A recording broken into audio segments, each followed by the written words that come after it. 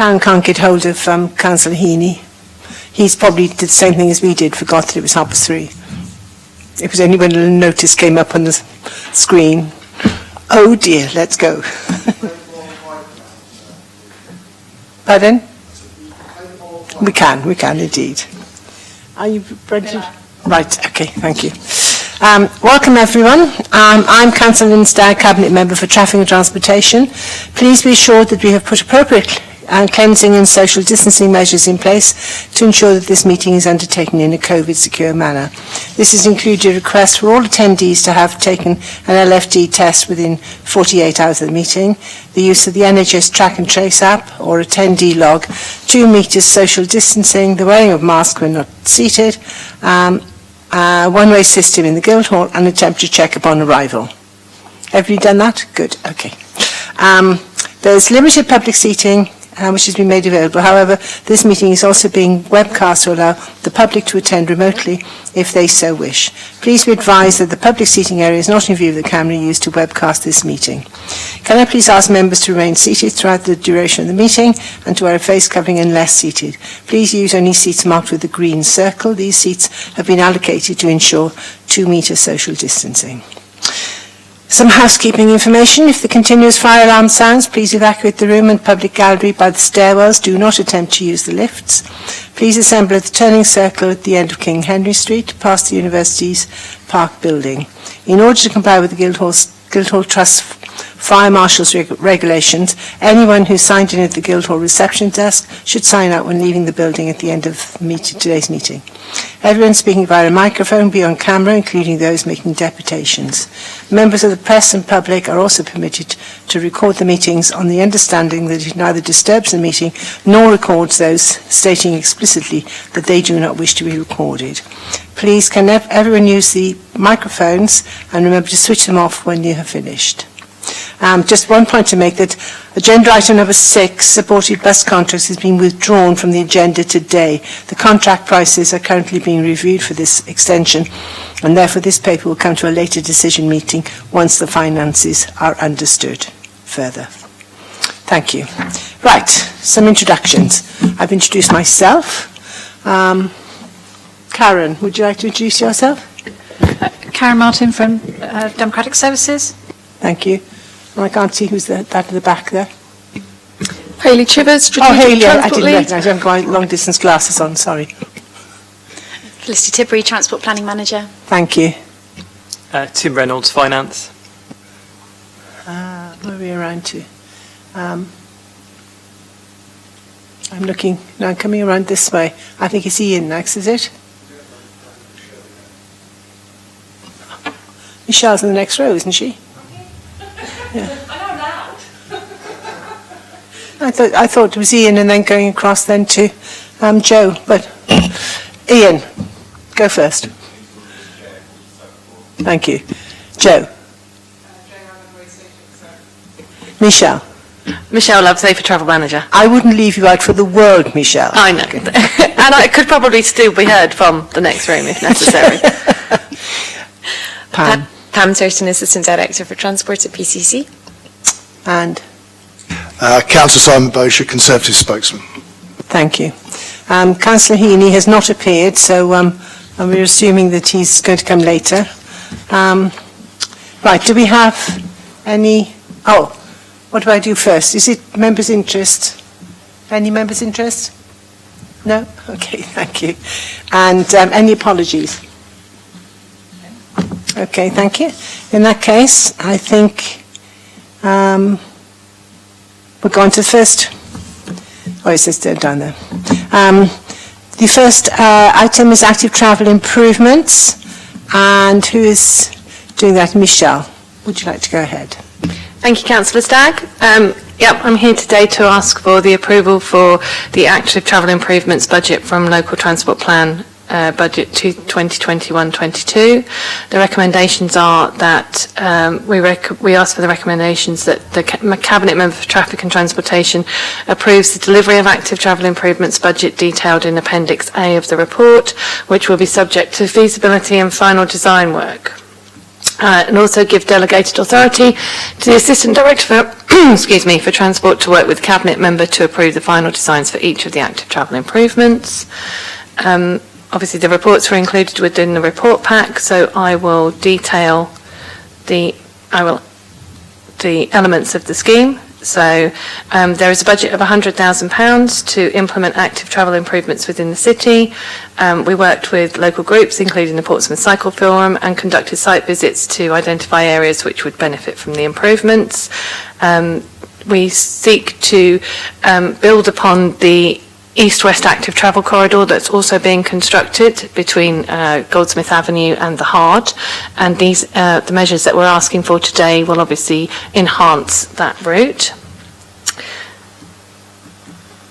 The measures themselves are to install a dropped curb on Hyde Park Road to allow cyclists to safely join the road from the shared use path, to extend the bus and cycle lane on Isn't Barbara Road to form a continuous on-road route for cyclists joining Winston Churchill Avenue, to install a dropped curb on Isn't Barbara Road, Winston Churchill Avenue, allowing on-road cyclists to join the shared use path without having to mount the curb, to install signage and a dropped curb on Wellington Street to create an accessible transition from Wellington Street to Waterloo Street, and to install signage on Grosvenor Street and Green Road to clearly signpost the route.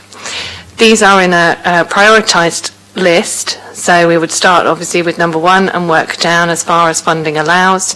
If for any reason the funding does not extend to number 5, then we would look to put that into the active travel improvements budget for the next financial year. The reasons for these recommendations are to make active travel safer, more pleasant and attractive, to improve health and well-being, to aim to reduce traffic congestion, air pollution and carbon emissions, and to improve connectivity and access across the city, especially to the city centre for lower income residents. This complies with the objectives of the LTP4.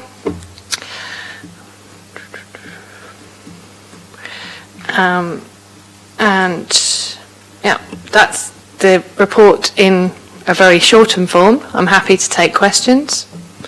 Thank you, Michelle. And I'm assuming, Ian, are you doing deputation on this? Simon, do you want to go first, or Ian? Yeah. Yes. Would you like to go? You've got 6 minutes. Thank you. Portsmouth Cycle Forum welcomes and supports this project being brought forward as it connects directly with the intended east-west active travel corridor, as well as improving north-south connectivity between the city centre and the seafront. We are pleased to see that there appears to be a move away from active travel improvements being developed in a disconnected way that does nothing to create a cohesive and connected network that will assist those people walking and cycling to discover the benefit of giving up short motor vehicle journeys within the city limits. The acknowledgement that the existing arrangements for cyclists is not attractive when using the shared path and 2-stage controlled crossing due to the extra time and effort it takes is particularly pleasing, as it recognises that under the government gear change strategy, which was launched last year, that cyclists must be treated as vehicles and not pedestrians. We look forward to these and other key design principles from Local Transport Note 120 being incorporated into future schemes being developed under the new Local Transport Plan and the Local Cycle and Walking Infrastructure Plan. The introduction of drop curbs and signage will also allow easier access for a range of potential users, although we do have some concerns and questions about elements of the suggested design as described in the report, which we would be happy to discuss in more detail as the design develops in the coming months. In brief, these concerns include the exit point from Isabel Brunel Road towards Hyde Park Road to change the angle and incline of the existing ramp, the positioning of the drop curb in Hyde Park Road and how it may be protected against illegal parking to ensure that it is always available for use, how the extended bus lane may change the expectation of where people cycling should position themselves at the entry to the roundabout to travel south or west, the potential for conflict between motor vehicles and cyclists at the eastbound exit of the roundabout. The King's Road roundabout clearly shows that drivers have very little deference for painted lanes on a roundabout. Ensuring that the route is as usable when travelling north as it is when travelling south. This is particularly relevant when the northbound travel reaches the Winston Churchill Avenue roundabout. And lastly, the visibility of access into Grosvenor Street as the existing drop curb access is positioned between 2 parking bays. However, we wish to reiterate that these items can be discussed and further investigated with officers and elected members as detailed designs are brought forward. We support the intentions of the scheme and any future development towards the seafront as highlighted under Part 6 of the report, with the potential to extend the cycling route through Green Road to Castle Road and on to Clarence Pier. Thank you. Thank you, Ian.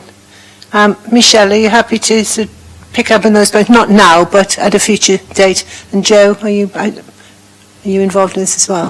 The one thing that strikes me, Ian, is that this helps people who are not necessarily experienced cyclists. Because I know when I used to cycle to St Luke's School, I used to be terrified when I got to those roundabouts, and I'd get off the bike and walk it round.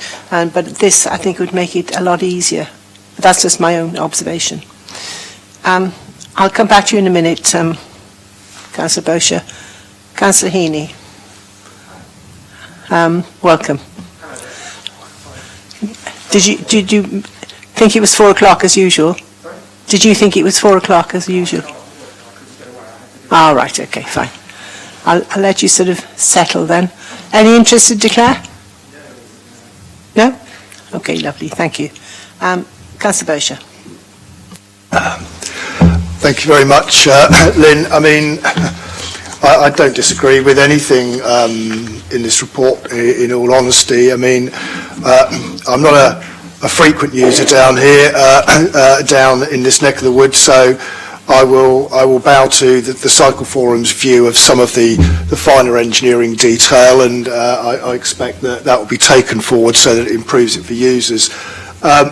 Essentially, the only comments that I've really written down is connectivity and strategic, to be quite frank, and it's good to see that we've got a pretty good cycle network throughout the city, but the problem is it's very disconnected. It doesn't join itself up very well in certain places, and there are some potential issues on that, and it's good to see that we're actually looking at things like the east-west connectivity and putting in the strategic bit, so as best as the roads will allow, we are making it as safe as we can for cyclists. And I hope that going forward we adopt that same sort of philosophy on other cycle areas, and I'm sure the Cycle Forum has got an encyclopedic list of areas, as I seem to recollect, where we can do that. But no, I'm totally supportive of what's being done here.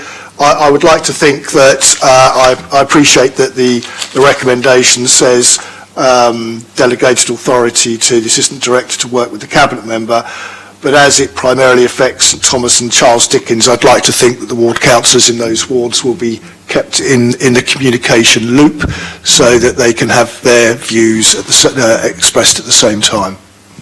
Yes, I would automatically include ward colleagues wherever anything is going on.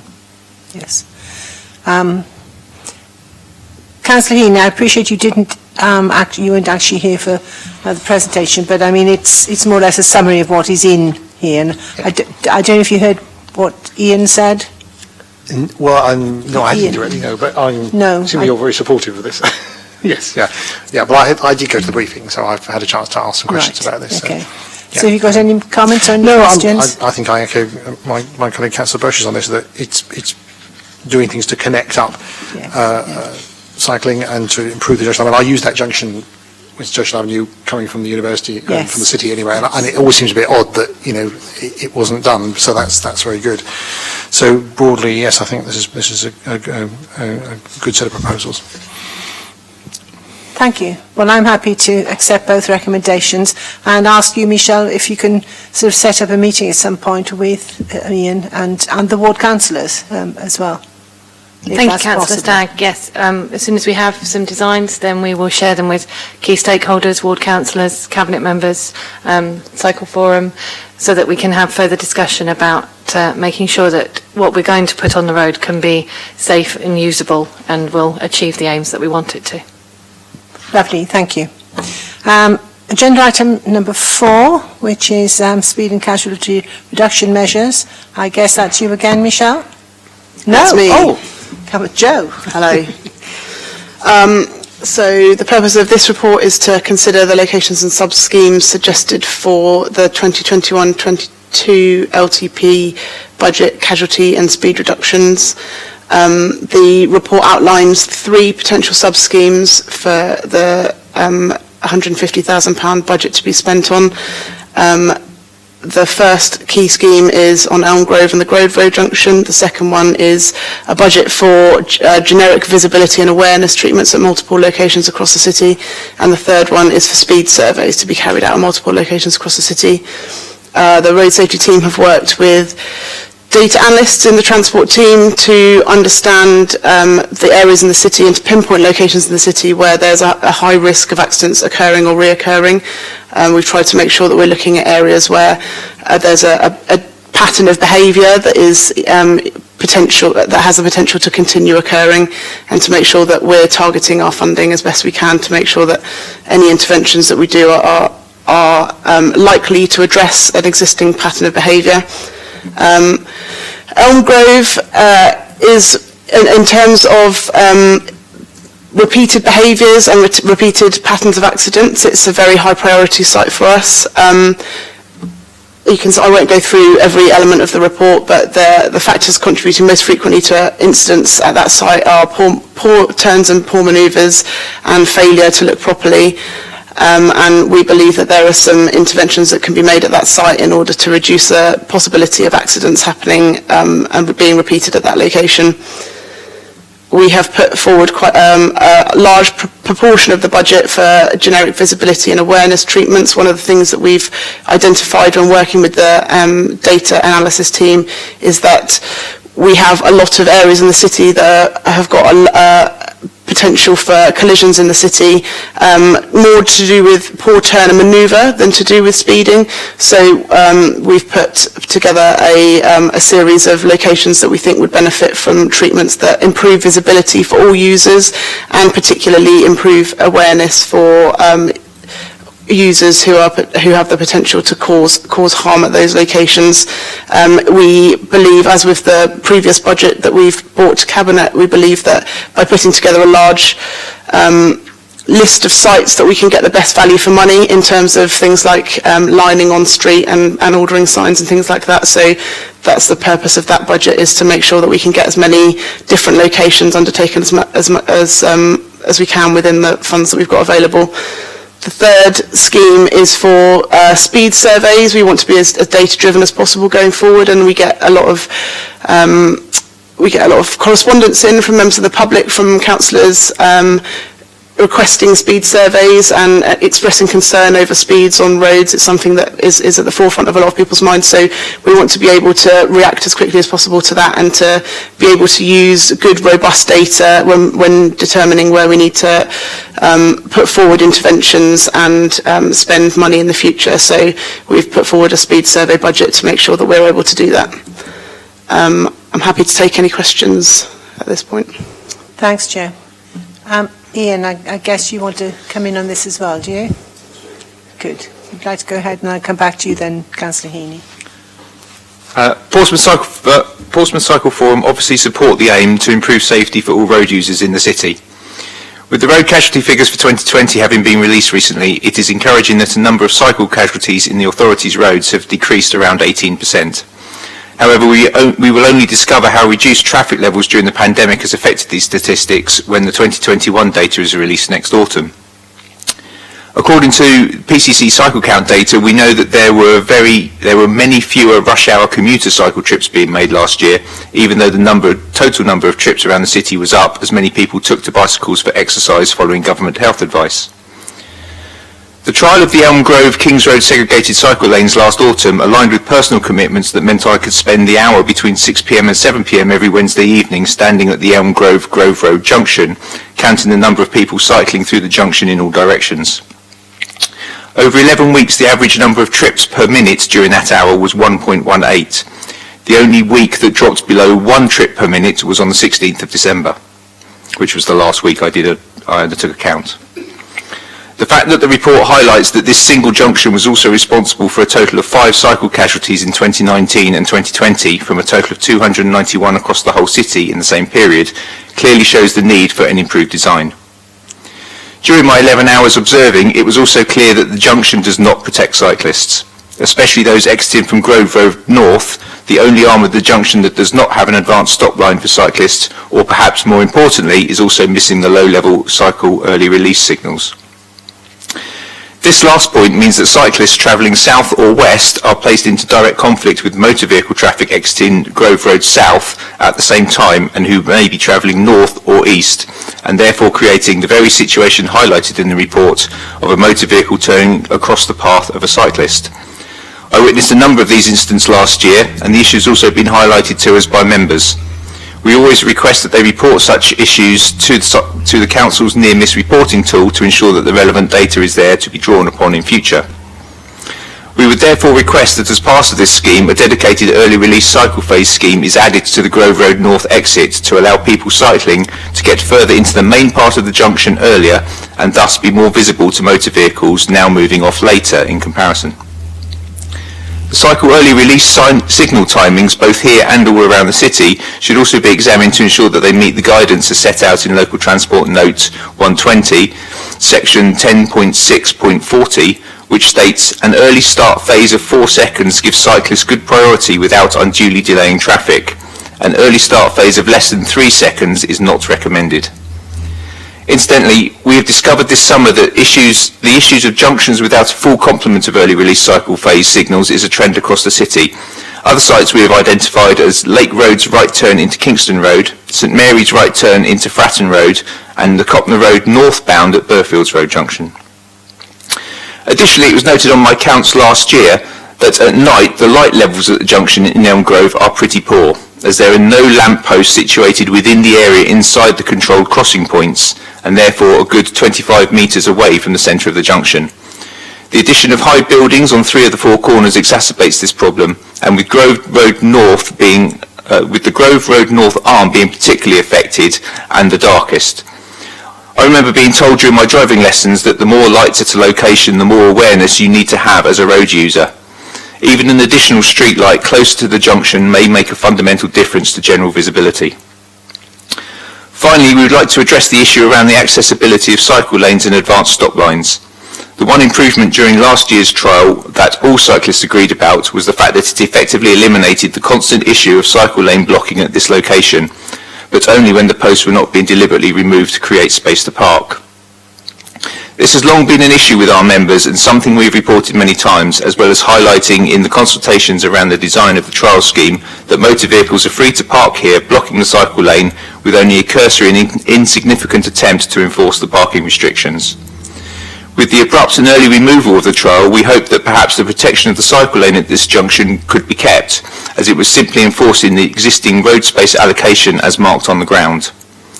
We can see how the new scheme installed at the same time along Ordnance Row has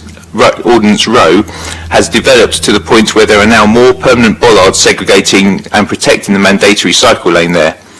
That same approach in Elm Grove a year ago would have resulted in many cyclists regarding the trial lanes as having some form of successful outcome. We would like to see a similar approach taken here, where an existing and well-used cycle lane is protected to allow cyclists safe access to the junction, to take advantage of the advanced stop line and early release lights, and experience the benefit of being prioritised for using active travel and reducing motor vehicle journeys within the city. We would also like to point out that the Elm Grove Kings Road route is also outside of the clean air zone and has the potential to act as a conduit towards the east of the city without travelling through the CAS.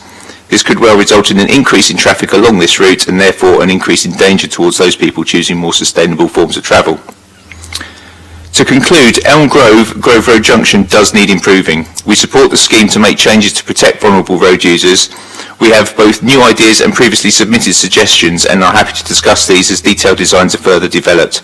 However, we do not believe that the assigned budget of £40,000 is sufficient given the required scope of the project. And briefly, on the measures on this agenda item, we welcome any form of data collection that helps officers identify locations for potential schemes, monitor any changes following their implementation, and report where they have been successful, in turn identifying the approaches that can be taken on future projects. Thank you, Ian. Councillor Heaney.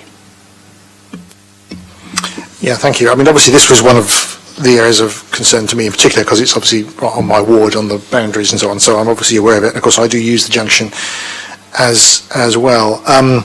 I think the problem with the junction, Ian's highlighted some of the issues around cycle usage, etc. But of course, if you look at the shape of that junction, it's a slightly odd shape because it has angles which wouldn't normally operate on a crossroads if it was a straight sort of,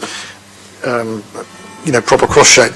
So it does create some particular difficulties. And I was wondering whether the scheme doesn't actually specify what measures are going to be brought in, but clearly one of the issues is vehicles particularly coming out of Grove Road South and turning east, and similarly vehicles going from Grove Road North and turning to go west. And I'm wondering if there could be something done to the lights which would allow a filter function, which would allow vehicles coming out and filtering and turning to turn when vehicles coming from either north or south were prohibited. So you as you turn, because some junctions, if you go there, you'll see lights which are green and there's a filter light, and you can only go to the right or to the left to the right across the road when the filter light is actually on. Obviously, Arundel Street, Fratton Road is a good example. You can. So I'm just wondering whether you could consider something like that would help cyclists, because the other suggestion that's made, obviously, is to make all the four roads the cycle priority to go first. That's fine if you're first in the queue, but if you're a little bit behind and you haven't got there yet, you are still potentially going to face a vehicle that's trying to turn across your path, and that doesn't necessarily protect you. So we need to think about that. I don't know the technicalities, and obviously I'm not expecting an answer now, but again, it'd be useful if the ward councillors, because it obviously affects the adjacent ward as well, were told about what the proposals were. I suppose the other thing is, if there is a solution which will work, and it's going to be slightly more than the budget, what flexibility is there going to be to actually put in a scheme that will work, rather than putting in a measure that may only partially affect the safety of the junction? Because I think in some ways, with such a major junction, it's better to do the job right first time rather than to try and do something and then have to come back and do some amendments later. So I'd be interested to know whether there's any flexibility to go beyond the budgeted amount. I mean, the other ones, obviously, I'm very happy to see those proceed as well. Thank you. Councillor Bosher. Thank you very much, Councillor Stagg. Again, the junction that we're talking about there is not one that I use frequently, so it's not one that I necessarily pick up on the issues, but Councillor Healy's quite right. The angle of that junction and the fact that it approaches Elm Grove, Kings Road at angles probably doesn't help itself in that respect. So I do tend to agree in the fact that I hope we have a system that is workable rather than just spend a little bit of money to do something that is just going to potentially not solve the problem and just irritate everybody if we're not careful. So where we go with that, and I'd be interested to see, and please keep myself and Graham in the loop as to where that budget actually goes in that respect, because clearly that's going to have an impact on potentially some of the other things that you're looking to do as part of LTP4, and it'll be interesting to see what falls off the edge as much as anything else.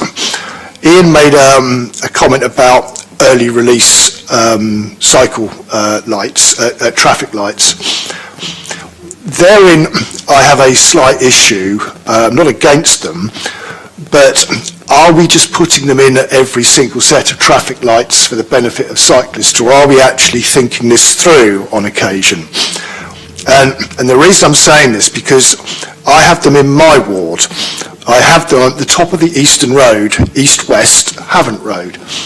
And the lanes there are very narrow, so there is no dedicated cycle lane, and there's no what I would call a green refuse at the front for cyclists to go to.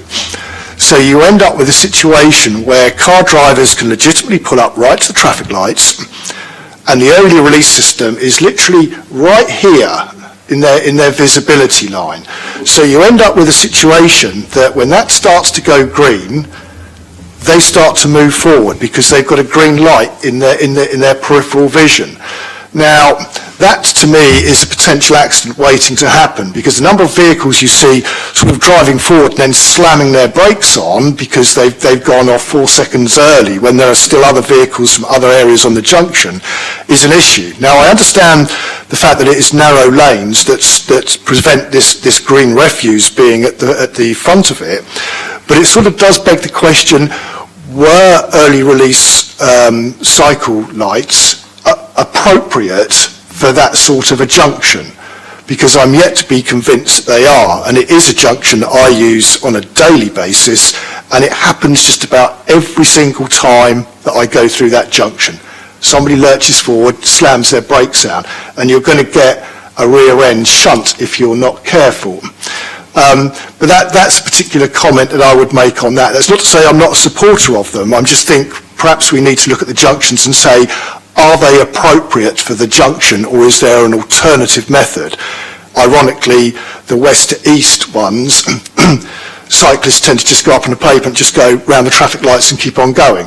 They never use the lane there at all. So whether it's red or green, they just keep going. So that's one aspect that I would perhaps ask if somebody could just feed back, doesn't have to be here, and just let me know, and I'm sure the Cycle Forum are going to stick pins in me now for saying something like that, but I think we need to understand the reason why I'm saying it.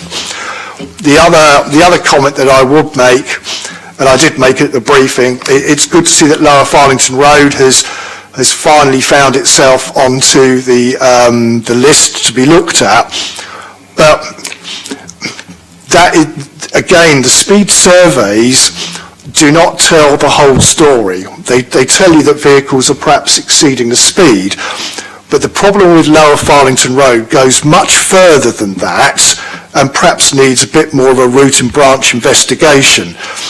It is a route that articulated vehicles use to access the Fitzherbert Road industrial area by coming off at the A3 roundabout along the Havant Road and trying to turn left down there, down a very narrow road, and once they get going down there, they will just carve their way on down, when in fact they shouldn't do. It's also a rat run to avoid the Sainsbury's junction for all those sorts of vehicles in reverse. So you end up with an awful lot of vehicles there that are either articulated or what I would call very heavy goods vehicles belting up and down that particular stretch of road through a residential area which has routes to school on it, and so a lot of these vehicle movements are at that sort of time in the morning and mixing with young children. And there's also a sports field there which is regularly used most weekends as well for the same particular reason.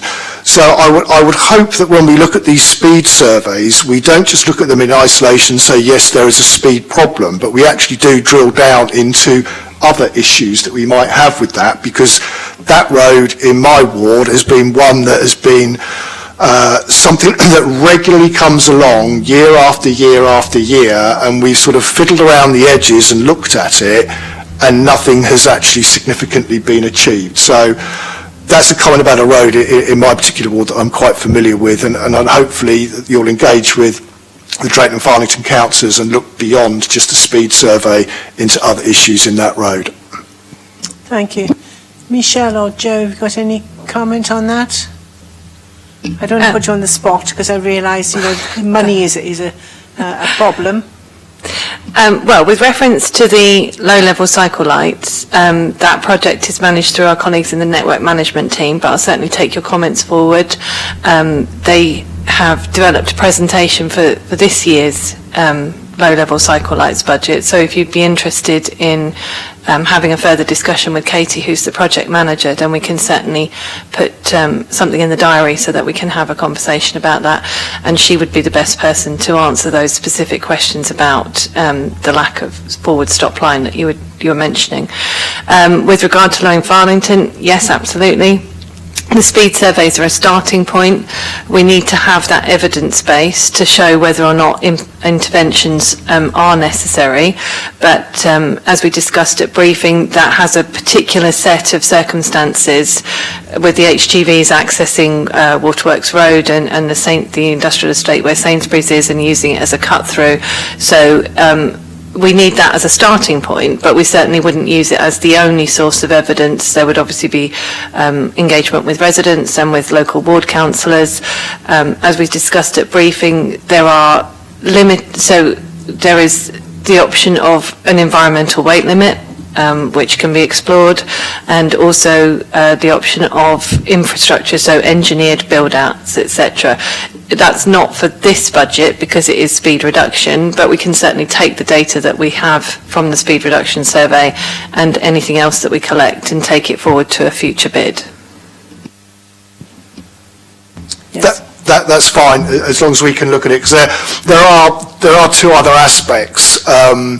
Sat-navs tends to send people along the Havant Road and down Lower Farlington, God help us, why? And when you've got an articulated lorry that's driving across a pub car park and getting halfway down and then realising they can't do it and trying to reverse back out again, it's a complete and utter nightmare.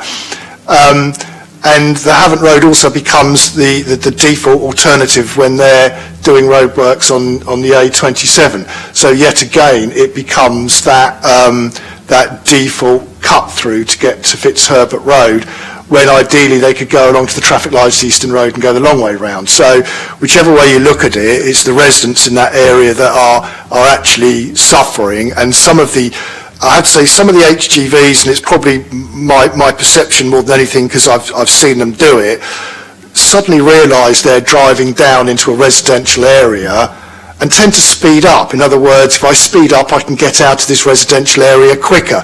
I don't know whether that's my perception of it, but that's how it seems to come across to me. And when you've got a heavy-duty articulated lorry going down a quite a narrow residential road, I'm gobsmacked that there hasn't been anything more serious, but we have had them at the pinch point at the bottom just go straight through them and take the bollards out and drive into a couple of walls down there in the past as well. Thanks, Simon. I've got two questions, and that was two things that brought up about the low level of lights, the street lights at on Elm Grove at that junction. Is there anything we can do to improve that? Can we investigate it? We can definitely investigate I'm not asking it. for a yes or no today, but can we investigate? I think definitely as part of the engagement with stakeholders and other Good. people like ward councillors, then that's going to throw up things like this that you don't necessarily notice at the start of a project. So in terms of the way that we need to address all of the problems at the site, we'll definitely try and look into everything that's raised and liaise with other officers and other colleagues that are more responsible for things like lighting. Good, thank you. And the other thing was the low-level cycle lights. You know, was it Grove Road North doesn't have those? Yes. Paul Darlow didn't mention those today, did he, in the briefing? We did have a brief discussion about them in briefing this morning, Councillor Stagg, and was Grove Road North mentioned? so it wasn't on the list, No, and that's obviously right, yes. the action that came out of that presentation this morning was that councillors would like to see that junction Yes. added to the list for low-level cycle lights. Yeah. So Katie took that away as part of the feedback from the presentation to look at the prioritised list. Thanks. Well, I agree with your points about motorists, because I brought this up this morning's briefing and the last one as well. When I'm driving up Fratton Road to turn right into St Mary's Road, because I'm a very good, well-behaved driver, I turn my engine off when I get to a queue. But I use those low-level cycle lights to warn me that the lights are going to change so I can turn my engine back on again. But so often I see the car in front going out as soon as it comes onto Amber, actually, it will go. And the same thing happens at Stubbington Avenue. So there's some driver education, I think, that's needed. How successful that would be, I don't know. I think if I can come back on that, Lynn, I think my issue perhaps with the one that I'm familiar with is that most of the time where you see these low-level cycle releases, there is, I'll call it a green refuse at the front on at the stop sign, at the stop light, if you like. So a car is normally further back, so they've actually got visibility of the traffic light itself, which is the guiding factor, and the cyclists may or may not be in front of them. It depends whether there's any cyclists around. Where you don't have that green refuse, it staggers the stopping point of the vehicle back. The first car at the front might not necessarily see the traffic light there or be looking at the one that's further down there, but they suddenly get an amber and a green in their peripheral vision here, and the subconscious moves them forward. Now, you could make that about driver awareness, but I think it is perhaps a distraction in some instances that perhaps needs to be reviewed to say, is this appropriate to actually put here, or if it is there some sort of mitigation that we can have by perhaps moving the stop line back a little bit so that it doesn't become the distraction in the driver's peripheral vision?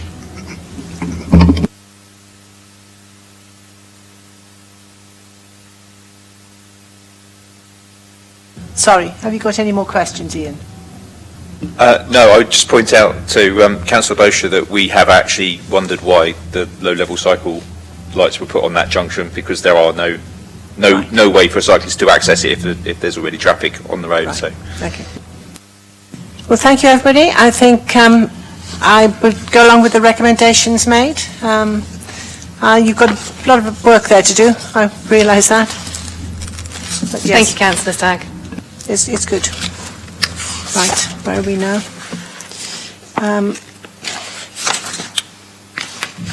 Item number 5, on-street residential charge points, charge scheme, phase 1, end of the review. Hayley, I guess it's you, is it? Oh, no, it's Felicity.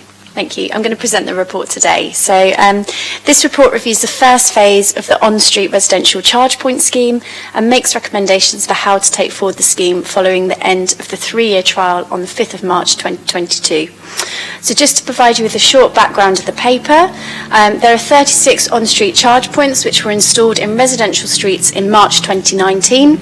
The charge points utilise spare lamp column electricity supply and were either retrofitted to the lamp columns in streets where these were positioned in front of the footway, or in a slimline bollard where the lamp columns were positioned at the rear of the footway. The locations were selected based on resident requests, and the supplier Ubitricity was appointed through a full tender process. So the data to date demonstrates that the charge points are all well utilised. Keeping them in place will continue to promote the continued usage and increase the use of electric vehicles in our city. For the locations that do not achieve as much usage, we will work to improve the utilisation of these charge points. Therefore, the report recommends today that the Cabinet Member for Traffic and Transportation firstly approves the extension of the current contract with Ubitricity for a period of up to 3 years from the expiry of the existing contract on the 5th of March 2022, with delegated authority to the Director of Regeneration to finalise the details of any changes to the current terms, working closely with finance, procurement and legal regarding this. And secondly, approves the charge point infrastructure which has been identified with current low usage should be the subject of further marketing and promotional activity with a review in 6 months to determine their future. Thank you. Thank you, Felicity. Councillor Bosher.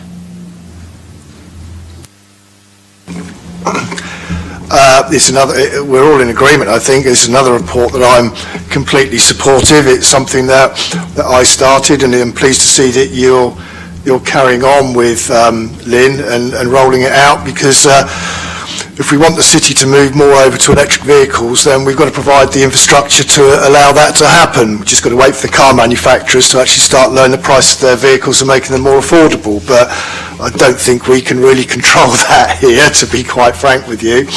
I'm also quite pleased that we're looking, having introduced the clean air zone, we've actually looking to focus a little bit more on the taxi and the private hire vehicles, because the current system where we concentrated on where the demand was for residential vehicles sort of excluded the taxi trade to a certain degree, and making them available for them to be able to charge their vehicles will encourage take-up of those vehicles through government grants, etc. So that is, to me, is a good thing.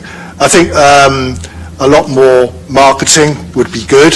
Don't disagree with that. I think we need to get that message out, particularly as we have the negativity of, or perceived negativity from motorists of a clean air zone and the fact that it is going to cost you money to drive into it. There's always the but. We have the infrastructure to support electric vehicles, hybrid vehicles, etc., etc. My next vehicle is probably going to be a hybrid rather than electric, but we've got to do something with the amount of vehicles, amount of mileage I actually do in my job. It'll take me 3.5 days to get to Birmingham and back, but hey-ho. But yes, pleased that we're doing it. We're also looking at rolling out more into car parks, council-owned car parks, which I think is a good way.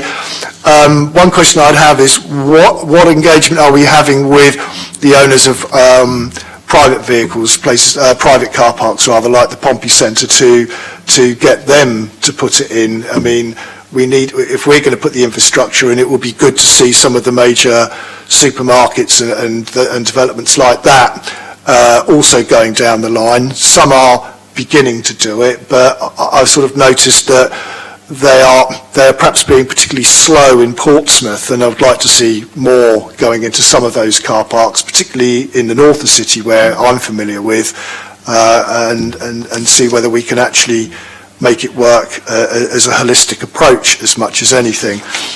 There was one other thing I wanted to look at. We're extending the contract.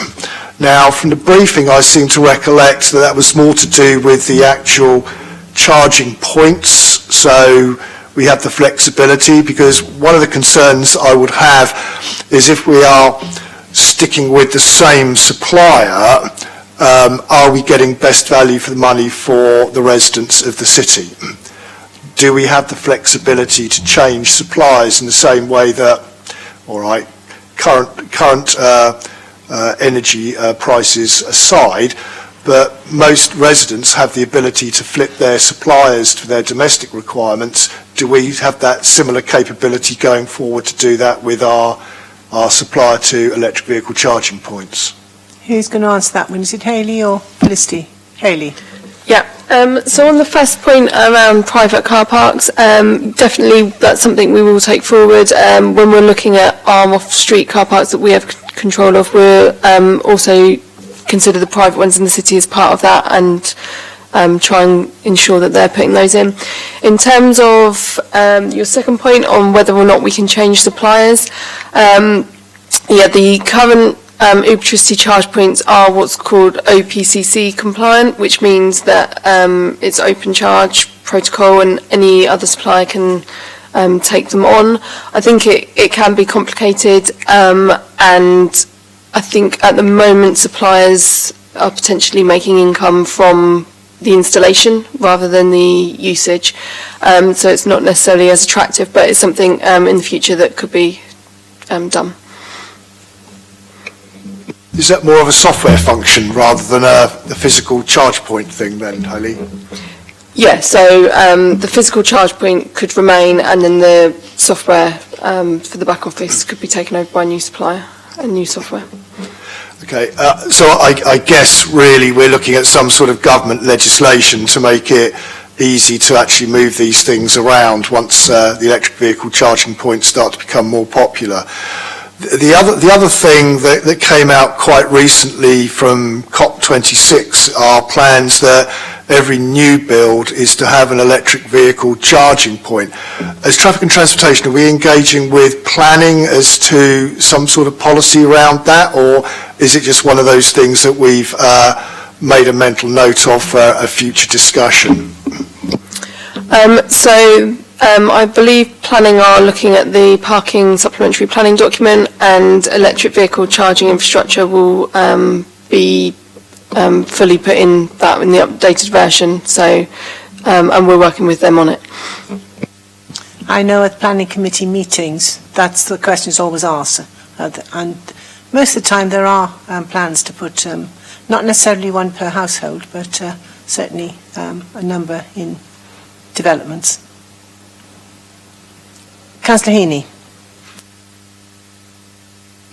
Yes, thank you. I support the extension of the contract. I don't think that's a problem. There was just a couple of issues I wanted to raise about that, because on the section 7, which talks about the extending the current contract, it does raise a number of issues around the fact the warranty on the equipment is coming to an end, therefore maintenance will presumably fall on either the supplier or us, and we talk about whether it should be us or the supplier. I just think that whatever we decide, we should try and be consistent, because if we're going to do this, I would think we need to think about, well, what would we do if we were having hundreds of these points across the city? Because I think we want a system that actually works for the future, not just for this particular contract. They might have to change it later, because you don't want one set of rules for the early installation system and then a later set of rules for the later installation, because I think that would be potentially problematic. So all I'm saying there is consistency around issues. I can see the issues that have been raised, and clearly if we are going to take on the responsibility for maintenance because we want to keep the charge low, then we have to anticipate what the potential increase in charging points across the city might be in, however many years' time, and what that might mean for our budgets, because we obviously face pressures on that. So I'm just thinking through that consistency will be quite useful. Maybe we could be, although we're happy to delegate, that we are given some sort of final heads up on what is actually agreed, so we know what the final contract looks like. Would be quite useful. And possibly, if we have any questions, enough time to ask them and answer them before the contract is finally signed, because it does say you have 3 months to effectively negotiate it. So I think that might be useful for us. The only other one that sort of comes to mind is also thinking about the future extension of points, electric charging points. And there's a section 512 to 515 which talks about how they operate at the moment and the issue of people leaving their cars in charging points. The report suggests that anyone who actually has a charging point outside their house should expect to charge their car, but then be willing to move their car anytime between 8 a.m. and 8 p.m. to allow other people to use it. But as anyone knows, whether you have a parking zone or whether you don't have a parking zone, that is not always easy to do. And sometimes people just don't do it. And that is obviously going to cause a bit of an issue, because clearly if we're going to introduce charging points, we can't actually introduce them for every parking space on every road, because that's just not feasible. It's just not going to be feasible. So we're going to have to find a way of how we're going to deal with that. As I understand it at the moment, we don't penalise drivers for parking in the EV parking space if they have an electric vehicle and they're charged. And if that space is vacant, do we actually prevent other vehicles from parking? I don't think we do we? We don't prevent other vehicles from parking in those spaces. Is that correct? Hayley.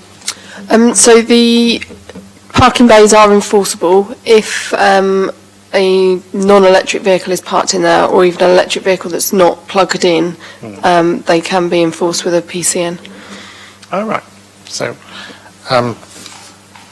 that's interesting, because it wasn't clear from the report that's actually what happens. I haven't heard of anybody having that happen. I don't know how many. Maybe I'll need to ask the question about how many have been done. I mean, I can see why you might want to do that, but the trouble is, if we're going to extend these, I think we're going to have to rethink that, because it's going to be very difficult to create lots of empty spaces in the roads around the city for electric charging, because I'm just thinking of the logistics of it. There's a long-term issue that's creeping up on us, should I say. It's not going to be a problem tomorrow or the day after. You're going to end up with a tipping point at some point where we have more, and it's where that tipping point actually is. Yeah. Because I guess the utopia would be an electric vehicle charging point available in every street for every space. Yes. That's probably where we're heading, in which case there is going to be a tipping point, in which case where the electric vehicles outnumber the old-fashioned diesel and petrol vehicles, and then you can say perhaps we do away with it. Yeah, you sort of stole my thunder. That's really the issue I'm saying. All I'm saying is we need to anticipate that in terms of how we set up the In some rules. places at the moment, residents have worked out a rota between them, if there's several people in a road. Oh, yeah. So it makes for better communities if people communicate with each I other. think as the well. other sort of thing that anticipating, many years down the road is, Yeah. I don't think we can just rely on the idea of petrol and diesel vehicles being replaced by electric vehicles, because that will just mean congestion by a different sort of vehicle. It might be cleaner and it might be nicer, but it'll still be congestion. So, But it could be hydrogen.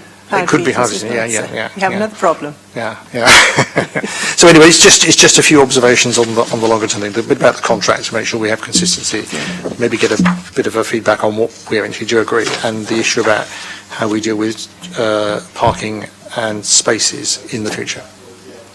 We're not at it yet, but I think it's worth thinking about it, about what we might do at some point. One thing that struck me, Hayley, is some of the charging points are used very little. So what would you intend to do if, it could be for a good reason, like somebody may have moved away and not have an electric car. Do you still leave those charging points in place but deactivate them as far as, so that non-electric vehicles can park in them, or what?